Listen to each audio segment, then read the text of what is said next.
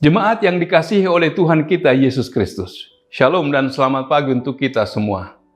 Firman kehidupan di pagi hari ini tertulis dalam kitab Ibrani pasal 5 ayat 7. Dalam hidupnya sebagai manusia, ia telah mempersembahkan doa dan permohonan dengan ratap tangis dan keluhan kepada Dia yang sanggup menyelamatkannya dari maut, dan karena kesalehannya ia telah didengarkan. Demikian firman Tuhan. Saudara-saudara yang dikasihi oleh Tuhan kita Yesus Kristus, penulis surat kepada orang Ibrani menjelaskan tentang Yesus adalah Tuhan. Ia sebagai anak Allah dan imam.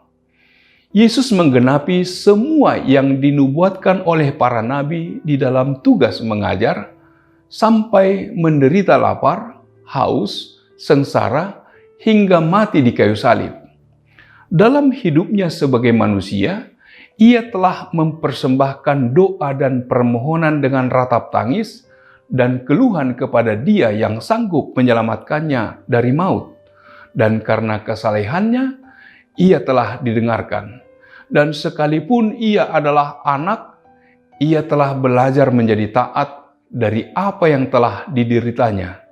Dan sesudah ia mencapai kesempurnaannya, ia menjadi pokok keselamatan yang abadi bagi semua orang yang taat kepadanya. Dan ia dipanggil menjadi imam besar oleh Allah menurut peraturan Melkisedek. Allah yang menyatakan dirinya di dalam diri anaknya Yesus Kristus hendak memberikan kepada kita pengajaran dan juga teladan, agar kita mengetahui bagaimana hidup dari anak-anak Tuhan yang diselamatkan. Dalam nas ini, kita belajar suatu teladan dari hidup Yesus di dunia, bagaimana ia menghadapi penderitaan. Kita dapat belajar dari Tuhan Yesus dalam menghadapi penderitaannya. Yang pertama adalah doa. Dalam menghadapi penderitaannya, Tuhan Yesus berdoa, bahkan meratap dan menangis, serta menyampaikan keluhannya kepada Allah, Bapanya. Yesus sendiri berdoa, apalagi kita ini yang sangat lemah, tentunya kita tidak akan dapat lepas dari doa kepada Tuhan. Ketika kita ada niat untuk berdoa, itu menjadi pertanda bahwa pergumulan itu pasti dapat kita hadapi. Ketika kita memanjatkan doa kepada Tuhan, maka hal itu berarti kita tidak sendiri dalam menghadapi pergumulan itu. Kita bersama Tuhan. Doa adalah kekuatan dan peneguhan bagi kita. Ketika kita memanjatkan doa, maka bukan lagi ketakutan yang menguasai diri kita, melainkan kita akan dikuasai oleh kekuatan dan keyakinan dari Tuhan. Sehingga doa itu tidak hanya sekedar permohonan. Ketika kita berdoa, saat itu juga Tuhan telah memberikan kepada kita kekuatan dan keyakinan untuk dapat menghadapi penderitaan yang akan kita hadapi. Yang kedua adalah taat dalam penderitaan. Walaupun Tuhan Yesus adalah anak Allah, namun Dia taat dalam penderitaannya. Sebenarnya, Dia adalah Tuhan. Apa yang tidak dapat dilakukan dalam penderitaannya? Meskipun demikian, Dia taat dalam penderitaannya sampai mati di kayu salib. Hal ini menjadi tiruan yang berharga bagi kita. Bagaimana kita dapat meniru ketaatan Tuhan Yesus dalam penderitaannya? Seperti apapun pahitnya derita dan pergumulan yang kita hadapi, kita harus tetap menjalaninya dengan tidak takut dan gentar. Jangan pernah lari dari masalah, dan jangan pernah tinggalkan iman percayamu kepada Tuhan. Yang ketiga, kita harus menerima segala sesuatu dengan iman.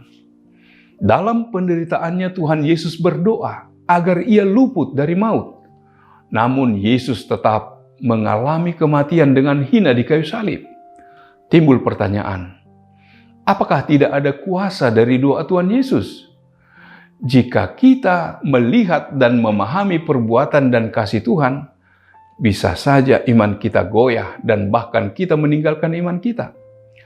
Namun, kita harus ingat bahwa kita tidak dapat mengukur dan menilai kebesaran perbuatan Tuhan dengan pikiran dan logika kita.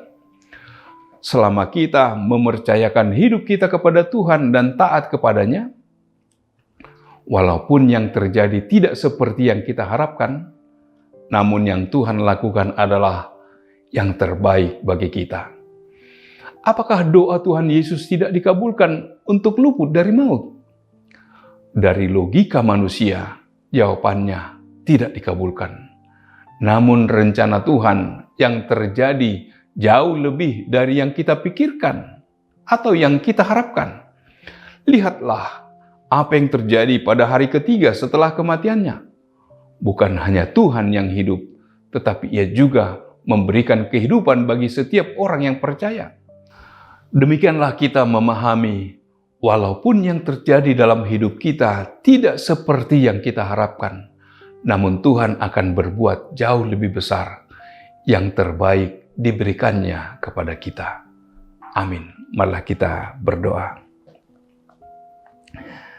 Allah Bapa yang bertata dalam kerajaan surga, puji syukur bagimu Tuhan, yang telah menyampaikan firman-Mu kepada kami, di mana Tuhan telah mempersembahkan dirinya di dalam doa dan permohonannya.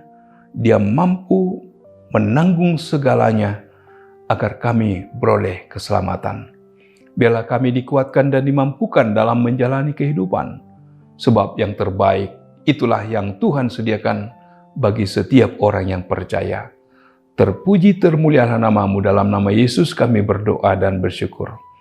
Amin. Anugerah dari Tuhan kita Yesus Kristus, kasih setia dari Allah Bapa serta persekutuan dengan Roh Kudus kiranya menyertai kamu sekalian. Amin.